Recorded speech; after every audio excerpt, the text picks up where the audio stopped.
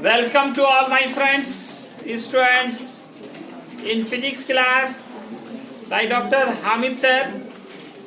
Today our topic is last chapter of first part of 12 physics, that is electromagnetic wave. एक बहुत ही important chapter है क्योंकि जहाँ भी वेव की ज़रूरत होगी वहाँ पे इसके कंसेप्ट की ज़रूरत होगी। इलेक्ट्रोमैग्नेटिक वेव हमारे बहुत काम का है। इलेक्ट्रोमैग्नेटिक वेव का अगर खोज नहीं होता तो आज आपके पास मोबाइल नहीं होता, रेडियो नहीं होता, टीवी नहीं होता, इंटरनेट नहीं होता, अगर इलेक्ट्रोमैग्नेटिक वेव का खोज नहीं होता। इलेक्ट्रोमैग्नेटिक वेव हमारे लिए क्या है, काफ़ी इम्पोर्टेंट है, यूज़ बहुत ही ज़्यादा है इसका। आज के इस मॉडर्न एज में खास करके इलेक्ट्रोमैग्नेटिक वेव पे ही हमारे बहुत सारे जो टेक्नोलॉजी हैं वो बेस्ड हैं इस पे। इलेक्ट्रोमैग्नेटिक वेव ये एक ऐसा वेव होता है जिसके प्रोपेगेशंस के लिए किसी मीडियम की ज़रूरत नहीं होती है। डिफिनीशन इसका यही है, एक ऐसा वेव जिसके प्रोपेगेशंस के लिए किसी मीडियम की आवश्यकता नहीं होती है। A such type of wave for the propagation of which no any medium is required. एक ऐसा वेव जिसके लिए किसी मीडियम की जरूरत नहीं पड़ती है। क्या मोबाइल में आपका कोई तार लगा हुआ है? बिना तार के वेव आ रहा है, कैच कर रहा है। इसी तरह से रेडियो में देखिए कोई वायर है लगा हुआ? नहीं है। टीवी में तो इन सब जगह ये सारे टेक्नोलॉजी इलेक्ट्रोमैग्नेटिक वेव के ही प्रिंसिपल पे बेस्ड है। तो इलेक्ट्रोमैग्नेटिक वेव डिफिनीशन में तो यही कहते हैं कि ऐसा वेव जिसके प्रोपेगेशंस के लिए किसी मीडियम की जरूरत नहीं होती है। नाम क्यों पड़ा इलेक्ट्रोमैग्नेटिक वेव? क्योंकि यह जो वेव प्रोड्यूस होते हैं उसके पीछे जो रीजन है वो variable perpendicular electric field and magnetic field है।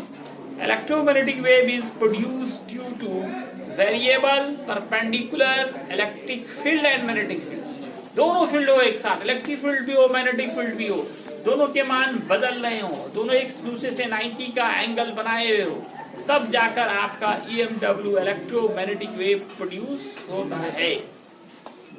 तो इंट्रोडक्शन में आप यही कहेंगे, इसका इंट्रोडक्शन क्या कहेंगे? इंट्रोडक्शन में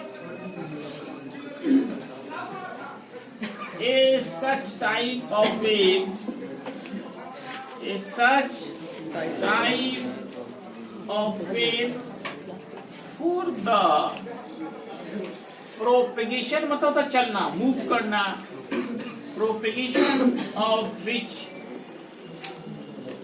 no any medium is required. Medium is required is called electromagnetic wave.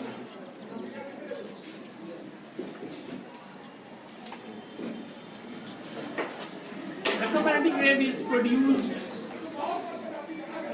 Electromagnetic wave is produced due to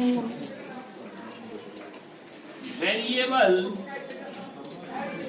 perpendicular electric field and magnetic field. Electric field and magnetic field.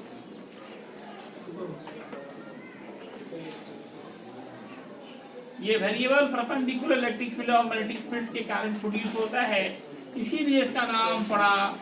So it is called electromagnetic wave. हम shortcut में EMW लिखेंगे इसको, electromagnetic wave.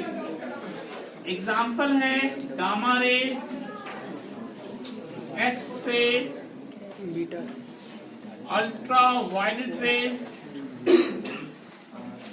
infrared rays, visible rays, microwaves, radio waves, etc. Electromagnetic wave का जो concept है वो Maxwell ने दिया। कंसेप्ट किसने दिया? मैक्सवेल ने। और लेबोरेटरीज में, प्रयोगशाला में प्रोड्यूस करके सबसे पहले हर्ट्ज ने दिखाया। इसका कंसेप्ट तो मैक्सवेल ने दिया है, लेकिन प्रोड्यूस करके किसने दिखाया? हर्ट्ज ने दिखाया।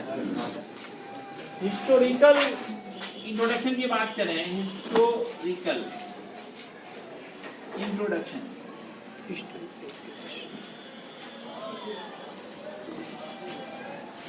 सबसे पहले था concept at first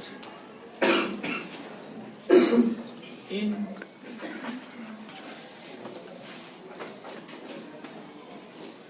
(1865) Maxwell gives concept of EMW,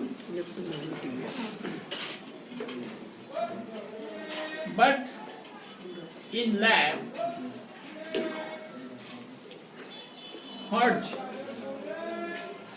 at first produced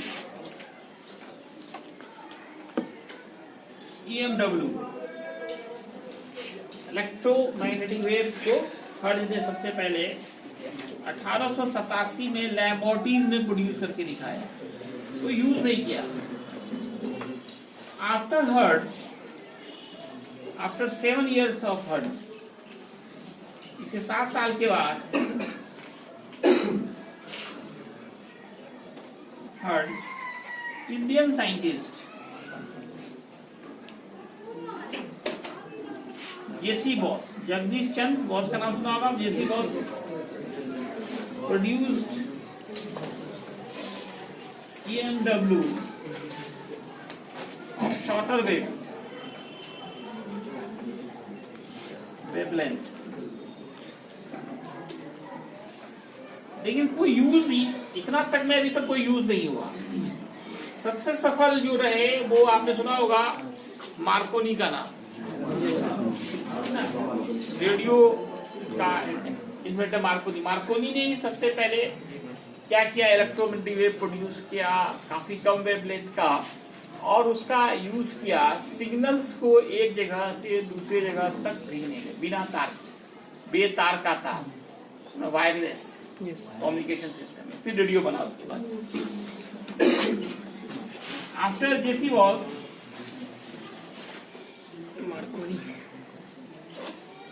Markovnikov produced EMW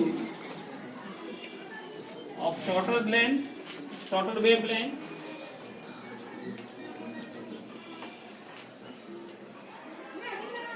and used to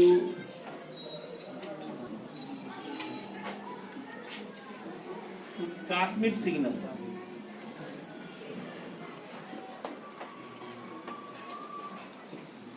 from one place to another place. One place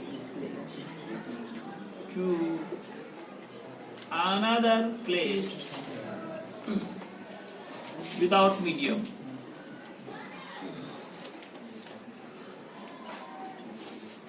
Which is called wireless.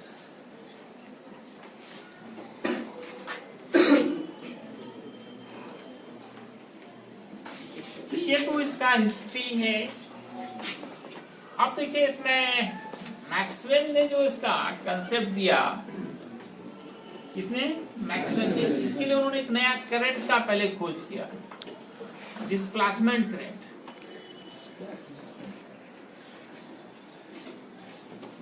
एक नया करंट का ये concept Maxwell ने दिया, जिसका नाम displacement current है। Displacement current का कंसेप्ट खोज किसने किया? जन्मदाता जो है मैक्सवेल ने। इन्होंने एक सवाल उठाया कि जैसे कंडेंसर, आपने कंडेंसर में दो प्लेट होते हैं, पहले पैरेलल प्लेट कंडेंसर देख रहे थे, दो प्लेट होता है, उनके बीच खाली जगह होता है, उनके बीच क्या होता है? खाली जगह, गैप। तो फिर भी सिग्नल्स कैसे एक प्लेट से दूसरी जगह जाता है? जबकि तार अगर बीच में कटा रहे हैं तो करंट आगे नहीं जाता है, और जबकि कंडेंसर के प्लेट के बीच में खाली जगह होने के बाद भी सिग्नल एक जगह से दूसरी जगह चला जाता है। तो ये सवाल किसने उठाया? ये फिर कैसे हो पा रहा है कि कहीं कंडेंसर लगा हुआ है, ये कंडेंसर का साइन आपने पढ़ा है कि दो पैरेलल लाइंस करेंगे, स्विच ऑन किया, कैपेसिटी C है, चार्ज Q है, पोटेंशियल V है, जहाँ AC सोर्स लगा दिए तो और अच्छा रहेगा।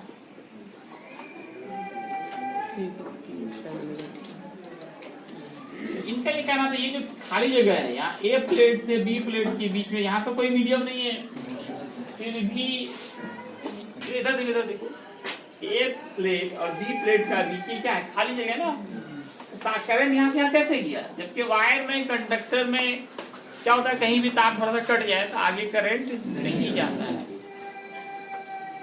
तो सवाल भी खुद उठाया, जवाब भी खुद दिया।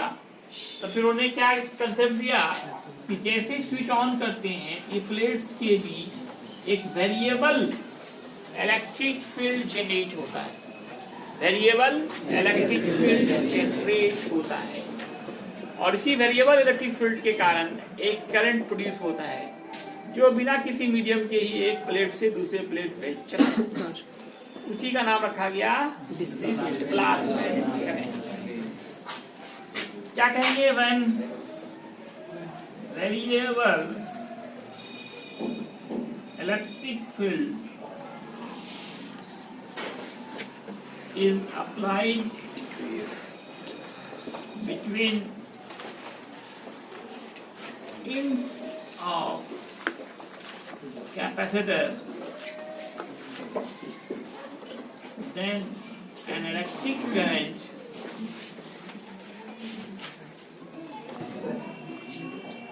is produced which propagate from one plate to another plate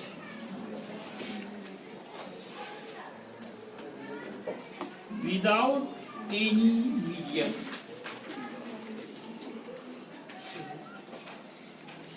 Which is called displacement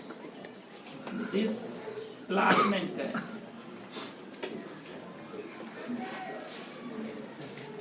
इसको डिनोट किया था ID से,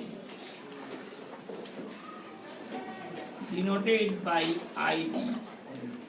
ID का फॉर्मूला होता है epsilon not d phi e by g। ID, D for displacement current, इनका फॉर्मूला होता है epsilon not d phi e। phi u तो phi is electric flux, phi e लगा दिया, दो तरह के फ्लक्स पढ़ा आपने, इलेक्ट्रिक फ्लक्स और मैग्नेटिक फ्लक्स। phi e क्या हुआ? Electric flux. Epsilon naught into d phi e by dt। क्योंकि ये बात लिख चुकी है तो सबसे पहले प्रूफ वही करके दिखाएंगे, ठीक है ना? चलो इसको प्रूफ करके दिखाओ। हम लोग एक और वो जो फॉर्मूला आया है आईडी का, डिस्प्लेसमेंट करंट का फॉर्मूला, आपने क्या देखा? Epsilon naught into d phi e by dt। Actually ये फॉर्मूला कहाँ से आया, इसका प्रूफ क्या है? ये शॉर्ट क्वेश्चन हो सकते हैं। What is displacement current and deduce its expression, या proof that displacement current is equal to the epsilon naught into d phi e by dt। इसके लिए हम लोग गॉस थ्योरम का हेल्प लेते हैं। गॉस थ्योरम दो था, एक इलेक्ट्रोस्टैटिक्स का, एक मैग्नेटिज्म का, या इलेक्ट्रोस्टैटिक्स का लेंगे क्योंकि इलेक्ट्रिक फील्ड की बात हो रही है। phi बराबर q है एप्सिलॉन नॉट, q बराबर क्या होगा? Epsilon naught into phi। I का formula dq by dt, q के जगह पे इसको रख देंगे एप्सिलॉन नॉट को बाहर करेंगे तो क्या होगा, D phi E by D. 3 line में आपका प्रूफ मिल रहा है।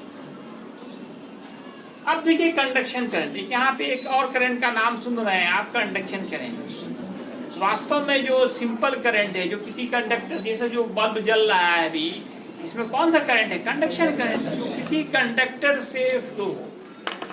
तो इस तरह से यहाँ पे आपको 2 तरह का करंट दिख रहा है, एक कंडक्शन करंट जो किसी कंडक्टर से पास हो, एक डिस्प्लेसमेंट करंट जिसको किसी मीडियम की जरूरत नहीं हो, बिना मीडियम के ही एक प्लेट से दूसरे प्लेट पे आता है, उसका नाम डिस्प्लेसमेंट करंट। और जो करंट कंडक्टर से होकर जाता है उसका नाम क्या बोलते हैं, कंडक्शन करंट। दोनों के मान बराबर होते हैं, आईसी इक्वल होते हैं आईडी में, लेकिन दोनों एक साथ प्रोड्यूस नहीं होते। आईसी ही कन्वर्ट हो जाता है आईडी में और फिर आईडी कन्वर्ट हो जाता है आईसी। ठीक है, जहाँ है ना नदी पार करना है वहां पे क्या करना है, आईसी कन्वर्ट इनटू आईडी, उठ के बिना मीडियम के जा रहा, बिना पुल के जा रहा, ये नहीं हो रहा है। कंडेंसर के प्लेट के बीच खाली जगह है, वहां पे तार नहीं है, तो जाना है, पार करना है, वहां पे आईसी क्या बन जाएगा, आईडी बन जाएगा, तब वो जा पाएगा, तब वो जाएगा। तो आईसी और आईडी दोनों एक साथ कभी नहीं होते हैं, आईसी होंगे तो आईडी नहीं होंगे, आईडी होंगे तो आईसी नहीं होंगे। अब मैक्सवेल ने एंटी सर्किटल लॉ में थोड़ा सा सुधार किया और एक नया लॉ बनाया जिसका नाम है Maxwell's ampere circuital law. Maxwell's ampere circuital law. Maxwell और एम्पियर 2 साइंटिस्ट थे। एम्पियर सर्किटल लॉ तो आपने पढ़ा ही है। एम्पियर सर्किटल लॉ एक लॉन्ग क्वेश्चन था, उसका प्रूफ और उस पे बेस्ड ही था आपका सोलेनोइड। सोलेनोइड का जो मैग्नेटिक इंडक्शन निकाला था हम लोगों ने, वो with the help of ampere circuital law. Important long question है और किसी भी स्टूडेंट को सही से याद नहीं होना बहुत दुख की बात है। तो मैक्सवेल ने एम्पियर सर्किटल लॉ में थोड़ा सा क्या किया, मॉडिफिकेशन किया। इनका कहना था कि the line integral of magnetic field induction of any closed path is mu naught times of the algebraic sum of conduction current and displacement current। आप लोगों ने एम्पियर सर्किटल लॉ निकालो सब लोग, चलो मैं इसका स्टेटमेंट लिखा, आप लोग कॉपी देखिए। एम्पियर सर्किटल लॉ देखिए, पहले बोलना नहीं है, नो मर्मरिंग।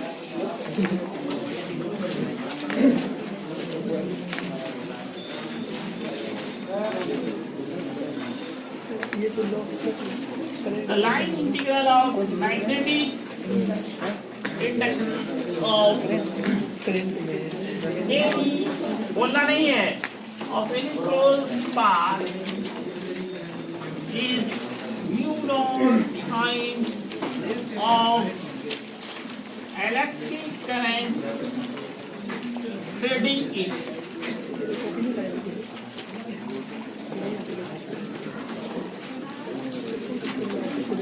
क्या कहता है, द लाइन इंटीग्रल, इंटीग्रल का साइन दीजिए और यहाँ सर्कल बनाइए क्लोज पाथ का। मैग्नेटिक इंडक्शन बी लिखें और टीएल लिखें, ये म्यू नॉट टाइम्स होगा अलजेब्रिक सम।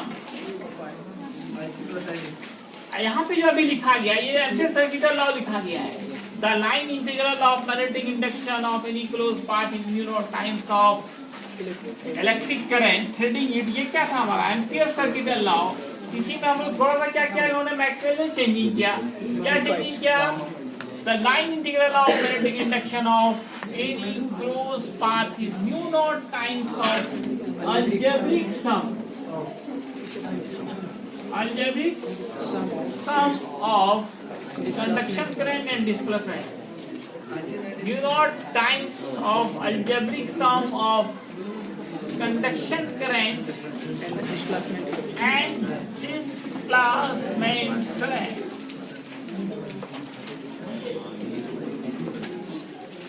mu naught IC plus ID।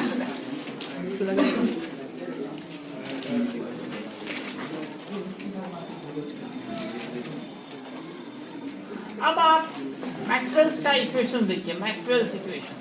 Maxwell ने 4 इक्वेशन के हेल्प से ही इलेक्ट्रोमैग्नेटिक वेव का प्रिडिक्शन किया। इसका नाम है मैक्सवेल्स इक्वेशन। काफी फेमस हुए ये मैक्सवेल्स इक्वेशन। कितने इक्वेशंस है मैक्सवेल के? ये ऑब्जेक्टिव क्वेश्चंस है। There are 4 equations. First equation ये आया according to Gauss's theorem of electrostatics. Gauss's theorem of electrostatics. Electrostatics में जो ये फॉर्मूला पढ़ा था phi E equal Q by epsilon naught, इसको उन्होंने इंटीग्रल फॉर्म में लाया। आपने वहां भी गॉस थ्योरम ऑफ इलेक्ट्रोस्टैटिक्स में भी कंडीशन था फॉर एनी क्लोज सरफेस, वहां भी क्लोज सरफेस था। क्या था? क्लोज सरफेस का total electric flux Q by epsilon not के होता है। इसी को अगर आप इंटीग्रल फॉर्म में ले आए तो वो मैक्सवेल्स का पहला इक्वेशन हो जाएगा। इंटीग्रेशन का साइन दीजिए और यहाँ लिखें आप, है ना, vector E dot dA equal Q by epsilon not. It is Maxwell's first equation. यही हो गया मैक्सवेल का पहला इक्वेशन, फर्स्ट इक्वेशन। अब देखिए सेकेंड इक्वेशन।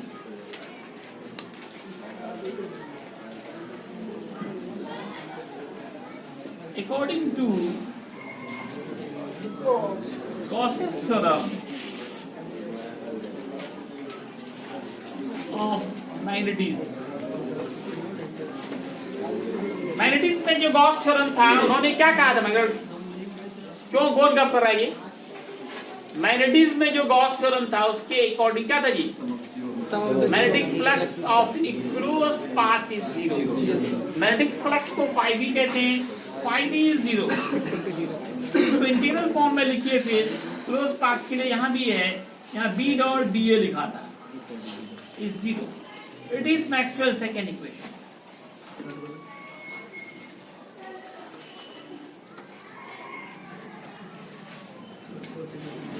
और थर्ड इक्वेशन जो है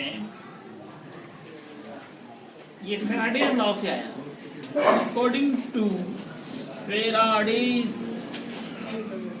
law of electromagnetic induction, EMI, उसमें आपने क्या पढ़ा था? EMF इक्वल होता है minus D phi B by D phi by D T.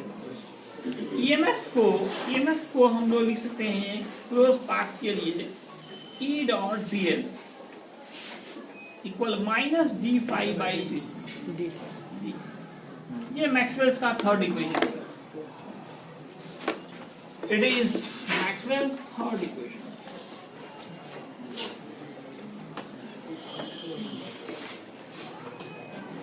Fourth equation कहां से आएगा?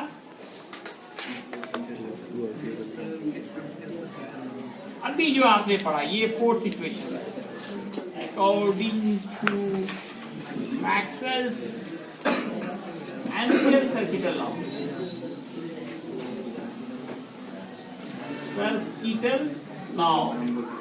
B dot dl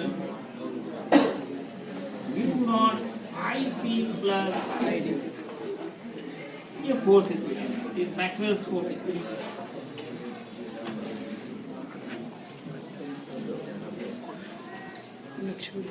fourth question, इन्हीं 4 इक्वेशंस के हेल्प से उन्होंने इलेक्ट्रोमैग्नेटिक वेव के प्रोड्यूस होने का कंसेप्ट लिया। प्रैक्टिकली करके नहीं दिखाया, सिर्फ थ्योरी दिया कागज पे। किसने? मैक्सवेल। अब देखिए इस चैप्टर में हम लोग को इलेक्ट्रोस्टैटिक का जरूरत पड़ गया, मैग्नेटिज्म का जरूरत पड़ गया, magnetic effect of electric current का जरूरत पड़ गया, इलेक्ट्रोमैग्नेटिक इंडक्शन, लगभग पूरा फिजिक्स आ गया। इसलिए लास्ट में पढ़ाया था पूरा फिजिक्स नहीं आ गया। इसलिए इस चैप्टर में क्या है, कम पढ़ के ज्यादा मार्क्स है। एक चैप्टर से ही 4 मार्क्स आता है, छोटा सा चैप्टर, कब तक खत्म हो जाएगा? 4 मार्क्स, 3 से 4 मार्क्स है ना, लगभग 5 मार्क्स। 5 नंबर भी कभी कभी आता है, क्योंकि एक लॉन्ग क्वेश्चन कभी पूछ लिया तो तब तो 5 ही नंबर का हो जाएगा। ऑब्जेक्टिव में खास केस के क्वेश्चन आते हैं, छोटा सा एक्सरसाइज है। What is the principle of protection? Electromagnetic wave produce कैसे होता है? Principle of production of EMW, production of EMW, electromagnetic wave produce कैसे होता है? इसका सिद्धांत क्या है? ये क्या है कि जब चार्ज रेस्ट में हो, तो आपने पढ़ा जब चार्ज रेस्ट में हो तो उसके चारों तरफ इलेक्ट्रिक फील्ड बनेगा। चार्ज रेस्ट में हो तो क्या बनेगा? Electric field. चार्ज मोशन में तो क्या बनेगा? Magnetic field. और इलेक्ट्रिक चार्ज है तो इलेक्ट्रिक फील्ड होगा ही, और साथ में मैग्नेटिक फील्ड भी प्रोड्यूस हो जाता है। चार्ज अगर रेस्ट में हो तो इलेक्ट्रिक फील्ड, चार्ज मोशन में हो तो electric field and magnetic field. Charge accelerated motion में हो तो variable electric field and magnetic field produce होगा। और जब चार्ज SHM में हो, सिंपल हार्मोनिक मोशन में हो, तब जाकर variable perpendicular electric field and magnetic field generate होगा। और जैसे ही परपेंडिकुलर वेरिएबल इलेक्ट्रिक फील्ड और मैग्नेटिक फील्ड होगा, वैसे ही एक इलेक्ट्रोमैग्नेटिक वेव जनरेट होता है, एक वेव प्रोड्यूस होता है जो इन दोनों के परपेंडिकुलर डायरेक्शन में चलता है, जिसका नाम इलेक्ट्रोमैग्नेटिक वेव कहते हैं। तो क्या सीखा आपने? Charges in rest, charges in rest, उतना लिखो, जगह चाहिए वहां पे। Produce, charges in rest produce electric field.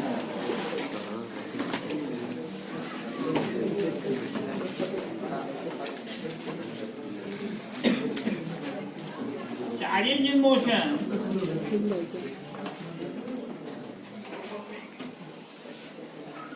produced electric field and magnetic field both.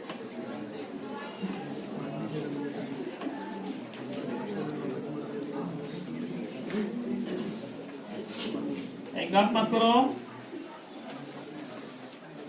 charges in accelerated motion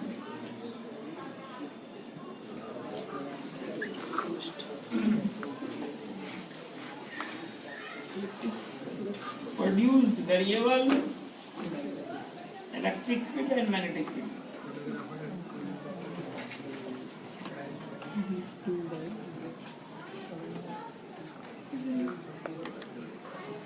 Charges in SHM produce variable perpendicular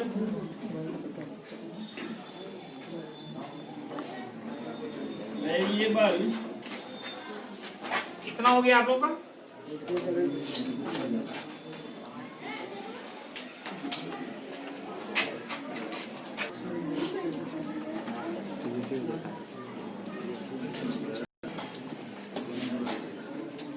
यही this variable perpendicular electric field variable perpendicular का sign डाल दिए यहाँ पे।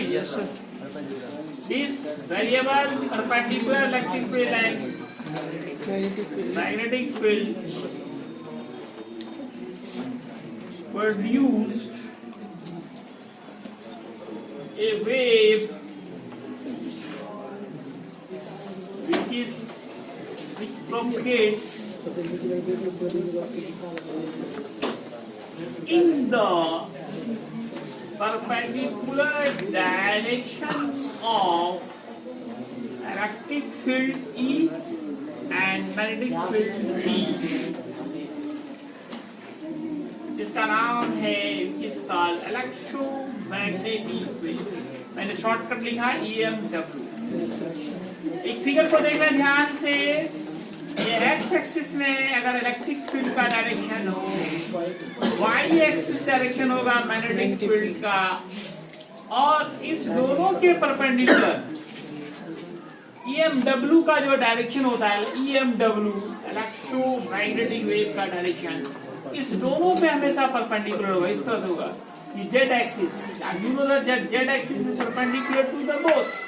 ये direction होगा EMW का, z axis की तरफ ये होगा EMW electromagnetic wave propagate in the perpendicular directions of the both electric field और मैग्नेटिक फील्ड, दोनों के परपेंडिकुलर डायरेक्शंस में EMW प्रोपेगेट कर रहा है। इलेक्ट्रिक फील्ड का डायरेक्शन किधर होगा?